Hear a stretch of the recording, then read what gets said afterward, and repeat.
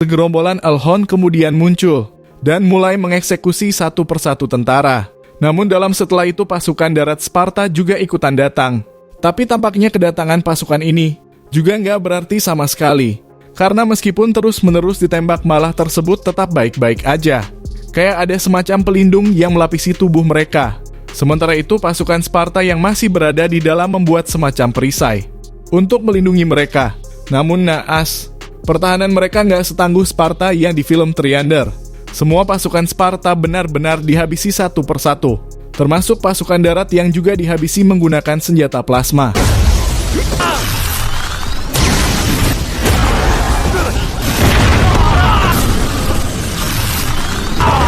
Zhang yang masih hidup tiba-tiba berdiri tepat di hadapan seekor Elhon. Tapi untungnya, beberapa pasukan darat masih hidup, yang kemudian membuat Zhang bisa selamat. Nah, anehnya ini orang yang sudah diselamatkan malah memilih untuk kabur dari arena pertempuran. Zhang pergi menggunakan hampi dan meninggalkan teman-temannya. Sejak kejadian itu nasib umat manusia kini semakin menyedihkan. Meskipun militer yang tersisa masih terus melakukan perlawanan. Tapi sampai sekarang, belum ada progres yang nyata untuk menghentikan aksi makhluk-makhluk yang menginvasi bumi. Di tempat lain, ada 3 orang yang lagi sibuk mengais barang-barang yang bisa dijadikan uang. Dan salah satu dari 3 orang tersebut adalah Zhang, yang kini hidupnya semakin melarat pasca kejadian beberapa tahun yang lalu. Dan nggak lama mereka lagi berbincang-bincang tentang barang-barang rongsokan yang akan mereka jual. Tiba-tiba seekor Elhon muncul di sekitar mereka.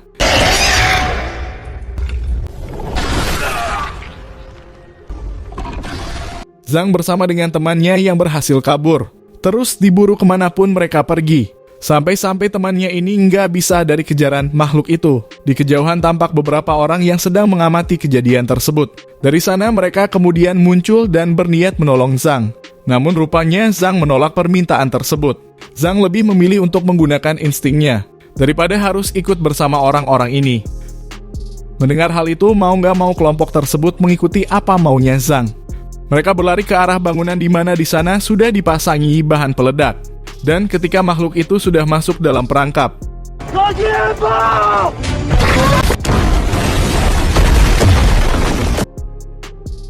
next setelah itu, identitas Zhang sebagai mantan pasukan gabungan dari divisi Sparta ketahuan sama orang-orang ini.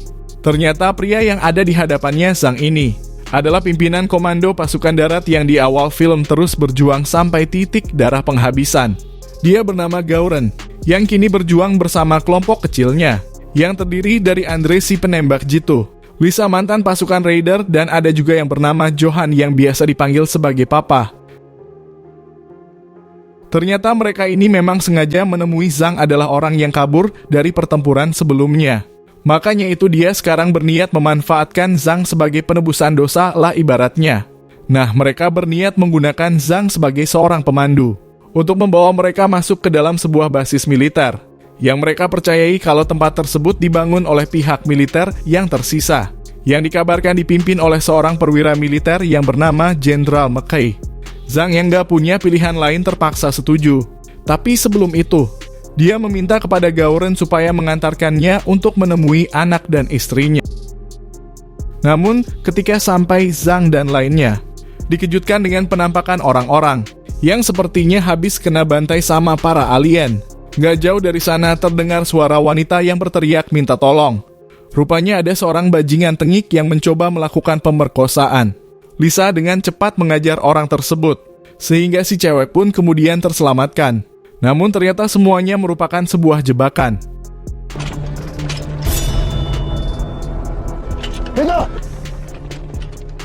Rupanya para bandit inilah yang melakukan pembantaian. Mereka hanya mau semua perlengkapan yang dimiliki Gauren dan juga teman-temannya, sekaligus meminta Lisa sebagai milik mereka. Diam-diam si Papa mengaktifkan drone miliknya, yang kemudian langsung menyerang para penjahat yang ada di sekitar gedung. Kesempatan tersebut digunakan Zhang dan yang lainnya untuk melakukan perlawanan. Nah, di sini muncul satu sosok misterius lagi, yang tampaknya orang itu malah membantu Zhang dan yang lainnya.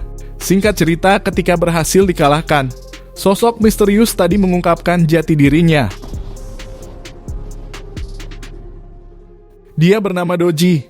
Dia merupakan bagian dari pasukan pemberontak yang terus melakukan perlawanan terhadap para alien. Dari sana mereka semua bergabung, dan kemudian melanjutkan perjalanan menuju ke tempat tujuan.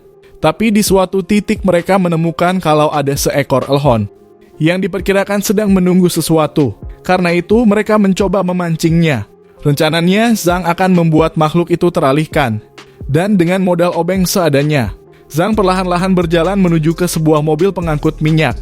Ketika sudah mau ke dalam mobil, Gauren memerintahkan Zhang supaya membunyikan klakson. Tapi di luar dugaan Zhang menolaknya. Sampai-sampai kemudian posisi Gauren dan juga Lisa ketahuan, di mana semua orang kini dengan terpaksa menembaki makhluk itu.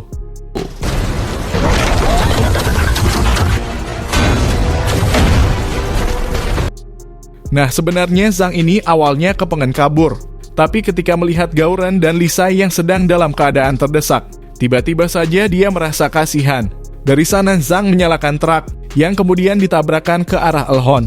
Pada saat makhluk itu dalam keadaan terjepit, Doji memberikan Gauren sebuah alat, di mana alat tersebut diminta supaya dilempar ke arah elhon.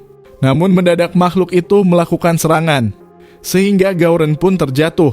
Karena nggak mau ambil resiko Papa dengan cepat melempar granat, di mana kemudian